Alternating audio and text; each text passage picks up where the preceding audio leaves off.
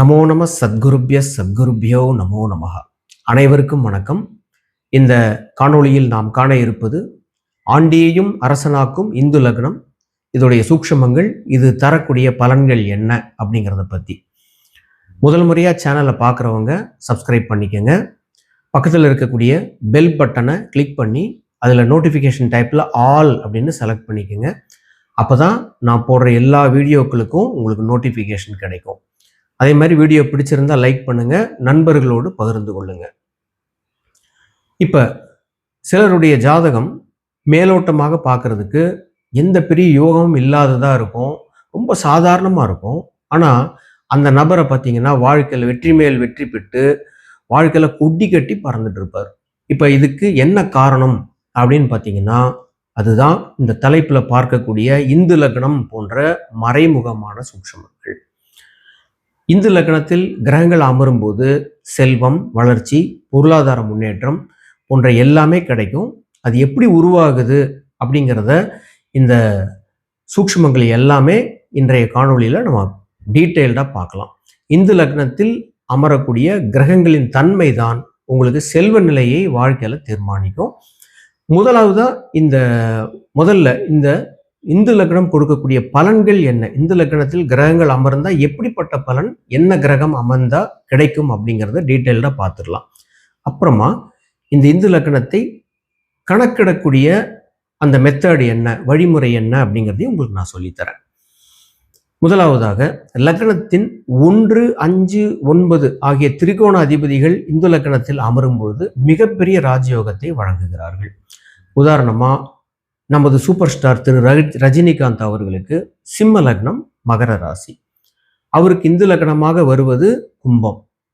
ராகுதசை வரைக்கும் மிக மிக சாதாரணமாக இருந்த அவர் குருதசை வந்தவுடனேயே மிகப்பெரிய அளவுல விஸ்வரூபத்தை எடுத்து இன்னும் நம் மனதில் நிலைத்து நின்று கொண்டிருக்கிறார்.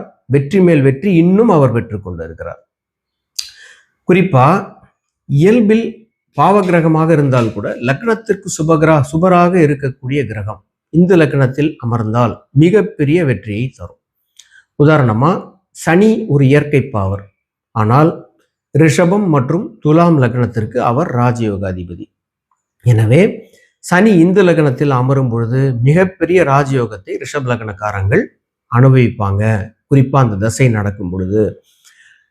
இதோட மட்டும் இல்லாம அந்த சனி இயற்கை சுபர்களுடைய தொடர்பையும் பெற்றுடுச்சுன்னு வச்சுக்கோங்க. உதாரணமா குரு அல்லது சுக்கிரன் அல்லது புதன் போன்ற கிரகங்களின் இணைவு, பார்வை போன்ற அமைப்புகளில் இந்த சனி இருப்பாரே ஆனால் அதை விட பன்மடங்கு ராஜயோகத்தை தசையில் வழங்குவார். அடுத்ததாக இயற்கையில் சுபராக இருந்தால் கூட ஒரு கிரகம் லக்னத்திற்கு பாவராக இருக்கிற பட்சத்துல அந்த கிரகம் இந்த லக்னத்தில் அமரும் பொழுது பலன்கள் சுமாராக தான் இருக்கும். உதாரணமா தனுசு மற்றும் மீன லக்னத்திற்கு சுக்கிரன் பாவ கிரகம், ஆனா அவர் இயற்கை சுபர். இந்த கிரகம் இந்த லக்னத்தில் அமரும் பொழுது பலன்கள் சுமாராக தான் இருக்கும். அதுவும் 6, 8 அப்படின்னாலே ஒரு மாதிரியான சைட் ட்ராக் எடுக்கும், இந்த குறுக்கு வழியில போகக்கூடிய அமைப்புகளை கொடுக்கும். என்ன குறுக்கு வழியில அதிர்ஷ்டத்தை கொடுப்பாங்க, பிறரை ஏமாத்தி சம்பாதிப்பது போன்ற அமைப்புகளில் வெற்றி கிடைக்கும். பெரிய தீமைகள் அந்த தசாபத்தியில் குறைக்கப்படும். இவ்வளவுதான் அதோடைய பலனா இருக்கும். லக்னத்திற்கும் பாவகிரகமா வருது ஒரு கிரகம், இயற்கையிலையும் பாவகிரகமா வருதுன்னு வச்சுக்கோங்களேன். அந்த கிரகம் இந்த லக்னத்துல இருந்ததுன்னு வச்சுக்கோங்க, அதுல பெரிய நல்ல பலனே கிடைக்காது. உதாரணமா மிதுனம் மற்றும் கன்னி லக்னங்களுக்கு செவ்வாய் பாவகிரகம், இயற்கையிலையும் அவர் பாவகிரகம். இவர் போய் இந்த லக்னத்துல அமர்ந்தாரே ஆனால் கண்டிப்பா மிகப்பெரிய நல்ல பலன்கள் கிடைக்காது. ஆனால் இங்கே ஒரு சூட்சமம் பார்த்தீங்கன்னா தீய பலன்கள் குறைக்கப்படும் அப்படிங்கிறதுல சந்தேகம் கிடையாது. ஸோ இப்போ இந்து லக்னம்ங்கிறது ரொம்ப ரொம்ப இம்பார்ட்டன்ட். அதில் இருக்கக்கூடிய லக்னத்திற்கும் சுபராகி இயற்கையிலும் சுபரான கிரகம் இந்த லக்னத்தில் அமரும்போது மிகப்பெரிய கோடீஸ்வர யோகம். இயற்கையில பாவ கிரகம், ஆனால் லக்னத்துக்கு சுப கிரகம். இவர் இந்த லக்னத்தில் அமர்ந்தாலும் நல்ல பலன் தான், ப்ரொவைடட் அவர் உங்களுக்கு சுபத்தன்மையை பெற்று விட்டாரே ஆனால் மிகப்பெரிய இரட்டிப்பு லாபங்கள் நிச்சயமாக உண்டு. அப்போ லக்னத்திற்கும் பாவர், இயற்கையிலையும் பாவர்னா அது பெரிய பலனை தராது. இதெல்லாம் தான் சூட்சமங்கள். சரி, இப்போ இந்த லக்னத்தை எப்படி கணக்கிடுறது அப்படிங்கிறத நான் உங்களுக்கு சொல்லி கொடுக்குறேன். ரொம்ப ஈஸி. மேஷம் முதல் 12 ராசிகளின் பெயர் மற்றும் அடிப்படை அமைப்பு உங்களுக்கு தெரிஞ்சாலே போதும், உங்கள் இந்து லக்னத்தை நீங்களே கால்குலேட் பண்ணிடலாம். உதாரணமாக இப்போ சூரியனுக்கு பார்த்தீங்கன்னா, அதாவது சூரியன் முதல் ராகு கேது தவிர மற்ற எல்லா கிரகங்களுக்கும் ஒளிவீச்சின் அடிப்படையில் கலைகள் கொடுக்கப்பட்டிருக்கு.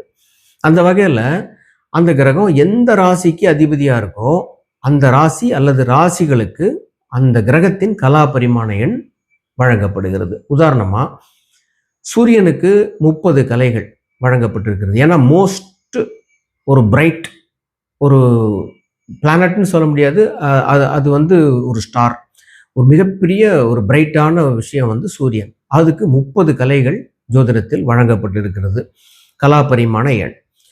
எனவே சிம்ம ராசிக்கு 30 கலைகள் அப்படின்னு நம்ம எடுத்துக்கணும். சந்திரனுக்கு பார்த்தீங்கன்னா 16 கலைகள் வழங்கப்பட்டிருக்கிறது.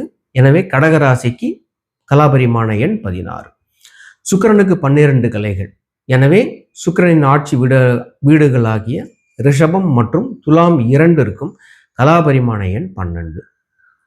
குருவுக்கு 10 கலைகள் வழங்கப்பட்டிருக்கிறது.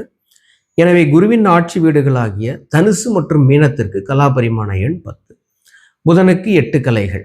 எனவே புதனின் வீடுகளாகிய மிதுனம் மற்றும் கன்னிக்கு கலாபரிமாண எண் அப்படிங்கிறது உங்களுக்கு எவ்வளோ வரும்? 8 8 வரும். செவ்வாய்க்கு 6 கலைகள் கொடுத்துருக்காங்க. எனவே செவ்வாயின் வீடுகளாகிய மேஷம் மற்றும் விருச்சிகத்திற்கு தலா 6 6 கலாபரிமாண எண்ணாக வரும். சனிக்கு 1 கலை தான் வழங்கப்பட்டிருக்கிறது. எனவே சனியின் ஆட்சி வீடுகளாகிய மகரம் மற்றும் கும்பத்திற்கு கலாபரிமாண எண் 1. இந்து லக்னத்தை கணக்கிடும் பொழுது லக்னத்தின் பாக்கியஸ்தானம் என்னன்னு பார்க்கணும், ராசியின் பாக்கியஸ்தானம் என்னன்னு பார்க்கணும். இந்த 2 ராசிகளுக்கும் எவ்வளோ கலா பரிமாண எண் வருது அப்படிங்கிறத பார்க்கணும். அது ரெண்டையும் கூட்டி அந்த தொகை வருது இல்லைங்களா, அதை வந்து 12ஆல் வகுத்துக்கணும். அதில் மீதம் கிடைக்கின்ற தொகையை ராசியை தொட்டி எண்ணி எந்த ராசியில் வந்து அது நிற்குதோ அதுதான் இந்து லக்னம். ஒரு உதாரணம் பார்க்கலாம் பாருங்க. உங்களுக்கு மகர லக்னம் சிம்ம ராசின்னு வச்சுக்கோங்க ஒருத்தர். அப்போ மகர லக்னத்திற்கு பாக்கியஸ்தானம் கன்னி, அதற்கு வரக்கூடிய கலாபரிமாண எண்கிறது 8. சிம்ம ராசிக்கு பாக்கியஸ்தானம் வந்து மேஷம், அதற்கு கலாபரிமாண எண் 6 வரும். இப்போ ரெண்டையும் கூட்டினீங்கன்னா 14. அதை நீங்கள் 12ஆல் வகுத்து என்ன மீதம் வருது? 2 வருது. எனவே ராசியை தொட்டு சிம்ம ராசியை தொட்டு என்ன ராசி கன்னி இந்து லக்னமாக வரும்? கன்னி ராசி 2வது ராசி. எனவே அதுதான் அவருக்கு இந்து லக்னம். இப்போ ஒருவேளை ராசி மற்றும் லக்னத்திற்கு பாக்கியஸ்தானத்தை கூட்டி வரக்கூடிய எண் 12க்கு குறைவாக இருக்குன்னு வச்சுக்கோங்களேன். அப்போ அதை வகுக்கணுங்கிற அவசியம் இல்லை. அதை அப்படியே ராசியை தொட்டு எண்ணி அதை இந்து லக்னமாக போட்டுடலாம். சில நேரங்களில் 12 வந்துருச்சுங்க, இப்போ என்ன பண்ணுவீங்க அப்படின்னா அப்பவும் நீங்கள் வகுக்க வேண்டிய அவசியம் இல்லை. அந்த 12 அப்படியே ராசியை தொட்டி எண்ணி அப்போ ராசிக்கு 12ஆம் இடம் வந்து இந்து லக்னமாக வரும், அதை இந்து லக்னமாக போட்டுடலாம். ஸோ நிறைவாக ஒருவருக்கு ஜாதகம் எவ்வளோ சரியில்லாமல் இருந்தாலும் சரி, அவர் ஜாதகத்தில் பல கிரகங்கள் வந்து ஒரு விதமாக பலவீனம் அடைந்திருந்தால் கூட சரி, இந்த இந்து லக்னம் புஷ்கர நவாம்சம் போன்ற மறைமுக சூட்சமங்கள் இருந்தாலே அவர் வந்து வாழ்க்கையில் கண்டிப்பாக உயர்ந்த நிலைக்கு ஓரளவுக்கு நல்லபடியாகவே செல்வார் அப்படிங்கிறது தான் நிதர்சனமான உண்மையாக இருக்கிறது. இப்போ உங்கள் ஜாதகத்தில் நிறைய கிரகங்கள் இந்து லக்னம் புஷ்கர நவாம்சம் போன்ற சூட்சமங்களை பெற்றிருக்கிறதா அப்படிங்கிறத பாருங்க. அப்படி இருந்தால் நீங்கள் கண்டிப்பாக அதிர்ஷ்டசாலி தான். எனவே இந்த பதிவு பிடித்திருந்தால் கண்டிப்பாக லைக் பண்ணுங்கள், ஷேர் பண்ணுங்கள், சப்ஸ்கிரைப் பண்ணிக்கோங்க. ஏற்கனவே சொன்ன மாதிரி கண்டிப்பாக பெல் பட்டனை கிளிக் பண்ணி ஆல்னு செலக்ட் பண்ணிக்கோங்க. அப்போ தான் எல்லா வீடியோவுக்கும் உங்களுக்கு நோட்டிஃபிகேஷன் வரும். மீண்டும் அடுத்த காணொளியில் உங்களை சந்திக்கிறேன். அதுவரை நன்றி கூறி விடைபெறுவது தங்கள் அன்பு நண்பன் நிர்மல்குமார் ராமமூர்த்தி, மங்கள நிலையம். நன்றி, வணக்கம்.